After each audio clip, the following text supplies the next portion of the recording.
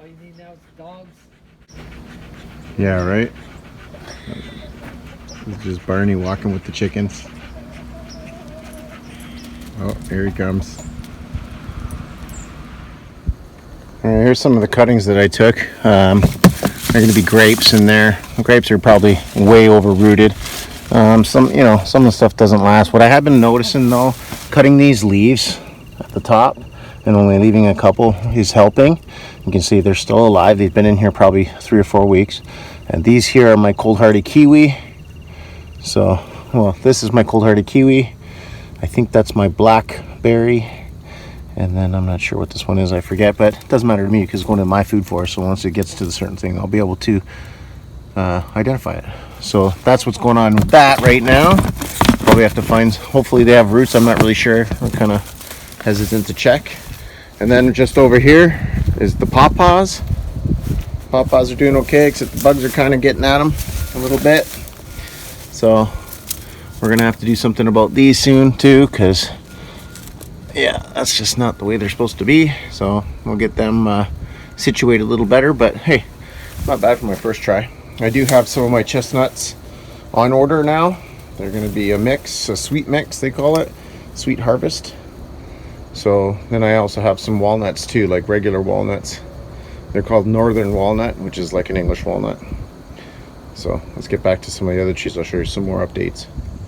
All right, so here's some of my has caps that I had split in a previous video. Try to put that at the end. And they're doing okay. They're still alive. A couple died, a couple stayed, a couple struggled. But we'll let them go. We're gonna leave them in the pots this year. Oh, looks like we got a little something digging in our garden here. Bastard. I hate when they do that. Don't they know? Don't they know this is private property? All right, so that's that. And right beside it is the maple trees that I grabbed from my cousin's property. And they're doing okay. They're in the pots. We're probably gonna be planting a few of these, and we'll get over there and I'll show you where I was putting them and how they were doing. I had lost about 4 of them. One from a vole, one that I drove over, one from a snowdrift, and I forget the other one happened. It just I think it just died. Some are struggling, but we'll get over there and I'll show you. So this was the table that I set outside my greenhouse there to kind of create a little bit of shade, and I had all my maple cuttings. But what I did is I took a few cuttings from a few trees here, and you can see which one's kind of stuck around. Try to make sure it gets a little bit of water in there. I'm gonna remember to water it, but I wanted it in the shade, so that's what I did. And it's still alive. They've been in there for a couple of weeks, maybe even a month or two. And I'm not really sure what they are. They could be pear, they could be anything, I forget. But they're doing okay. So far so good. We'll see what happens with them. All right, so I'm just down by the left side, and there's one of my first maple trees that I put in, doing okay, doing well. You can see this nice plume on it. And then you go right next to it, and this thing struggled. It was alive in the beginning of the summer, and I guess it just couldn't take it there. Wasn't getting enough shade, or not enough, or too much shade, excuse me. And then this one over here, looks like this one here is really struggling. But then again, the leaves are coming off now, so I'm gonna let that go for this year. I can't really tell if the leaves just get blown off on some of these because they're so weak. You can tell, like right here, there's very little vegetation on it. So then you come down here and you got another couple that are really doing well. This one's doing well. And then this one here is also struggled a little bit, little slender. And then another one doing okay. And then, like I said, they're doing okay. So I'm just gonna come in and replace them and or add to it. This is gonna be my maple, the side of my maples, because they don't get along with the walnuts, which is why I took down the walnuts on this side and changed the right side to a nut side, because they all have kind of an acidic ground. And with the jug loam in the walnuts, it just doesn't allow maples or fruit trees really to grow. So we got another one here. This one here died a while ago. It got girdled, I think, by a rabbit or something. You can see it's it has its trunk beaten up there. And then we got our last one here. is doing okay on this side. And then this one here is the one I hit with the bush attachment, and I wish I didn't because it was growing really well. And then beside it we also have another one also doing well, but this tree is not meant to stay, but this one over here is. I kind of want the shade over the compost because it keeps it from drying out as quick. And then we got another maple here, but on the other side we got an oak tree. So I did get a kind of a little bit of both oak and thing, but it's doing well. It's doing okay. It's too much shade here. I'm gonna have to trim, wait for some of these sprouts to grow on this apple tree and trim it back. I don't really care for these apples much. The apples are down here, and so are the pear. They're also done right here. So this was also this is the first season for this hard prune, and it produced a lot of pear, but they were small and there was just way too many of them. So I didn't collect from this particular tree. So yeah. So again, the maple's doing okay, but that's why I say get more than one, right? Because some of them are just kind of weak. If you hit that root just the wrong way, it'll struggle to stay alive, and I can't be back here all the time to give it water and all that. So if they can't grab, they can't just get a hold of that ground and start growing. Kind of have to move on from it. But it looks like I got a few more than I thought that were dying. I know I hit that one with a lawnmower or something, but either way, they'll get replaced. That's why I have those other ones in the pots. So then this one's doing okay right here, and it's right next to a walnut, which is going to come down. I'm going to have to take that walnut down.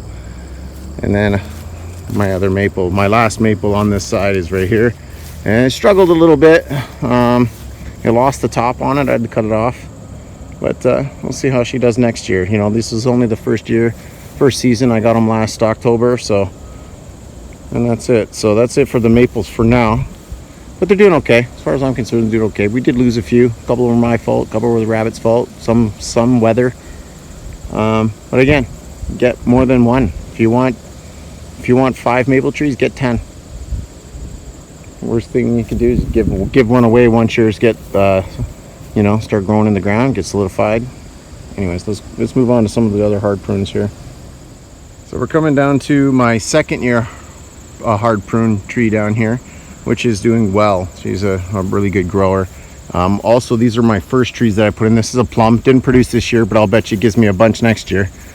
She's doing well. She's got a nice big upside down umbrella crest on her, or crown on it. So yeah, and then our cherry did well this year. Didn't produce a lot of cherries, but it did get some good growth without dieback. This one here struggled last year. It kind of died off on the one side, but shot out a sprout that was growing well, so I just kept it. So here we go. We got a plum that's growing. This is all growth from this year, so that height it started last year about 12 inches, and then I got like 3 or 4 feet on this sucker. So there's that one. There's also a little walnut over there. I'm going to take that out too. I also don't want the walnuts too close to the fruit trees. Again, cherries and the apple. This is the apple that I tied back because it was giving too much of a lean. I don't usually tie back the trees much. I try not to. I let them grow the way they're supposed to grow, so they fight the wind and grow roots. There's another yellow Shiro plum that I put in that's doing well. Same with a pear. I just put them in like the beginning of the season. And then here's that hard prune pear. This is 2 years. Those pears are probably they're due, so I'll bet you they're probably soft but they're delicious. They were really good. Like, they're really good pears. Yeah, see, that's a nice pear. Got a little bit of a crunch. Oh, but they're sweet. Now this one here, beside it, struggled a bit, and I think 2 branches broke. There's one hanging right on the tree right there that's broken under the weight of the pear that was on it, and another one that actually broke off, and I got rid of it. But it produced some pear. I mean, look at this pear. That is a massive pear. Like, that's huge. This is the one I just picked. And then there's this one. It's probably good. But yeah, I'll trim that back. And we got all this extra growth. I'm just gonna let it grow for now. I'll come back with a prune next year.